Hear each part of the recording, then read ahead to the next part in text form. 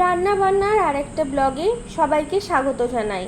আজকের recipe pomfret tandoori. তো আমরা 3টের মতো পমফ্রেট মাছ নিয়েছি, 100 গ্রাম করে ওজন। তো সেটার মধ্যে প্রথমেই পরিমাণ মতো নুন আর তার সাথে লেবুর রস মিশিয়ে এটা আধা ঘন্টার মতো আমরা ছেড়ে দেব। তাতে করে পমফ্রেটের যে স্মেল সেটা একদম চলে যাবে।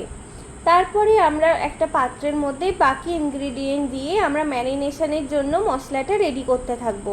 তো প্রথমেই আমরা এটা একটা পাত্রে টক দই নিয়ে নেব, তার সাথে পরিমাণ মতো লেবুর রস অ্যাড করব। তারপর এক এক করে আমরা আদার পেস্ট, রসুনের পেস্ট অ্যাড করতে থাকবো। তারপর এটার মধ্যে অ্যাড করব ফ্রেশ ক্রিম। তারপর হলুদ গুঁড়ো, লঙ্কার গুঁড়ো, কাশ্মীরি লাল লঙ্কার গুঁড়ো অ্যাড করব। তারপরে যেটা ছাড়া এই রান্না অসম্পূর্ণ, আমরা এটার মধ্যে দেবো তন্দুরি মশলা আর 1 চামচ মতো বেসন আর একটা ডিম আর একদম সামান্য পরিমাণ গোলমরিচের গুঁড়ো এটার মধ্যে অ্যাড করলেই আমাদের মশলা একদম রেডি। তারপর সামান্য একদম সর্ষের তেল এটার মধ্যে আমি অ্যাড করে মাছগুলো ভালো করে ম্যারিনেট করে 1 ঘন্টা ফ্রিজে রাখবো।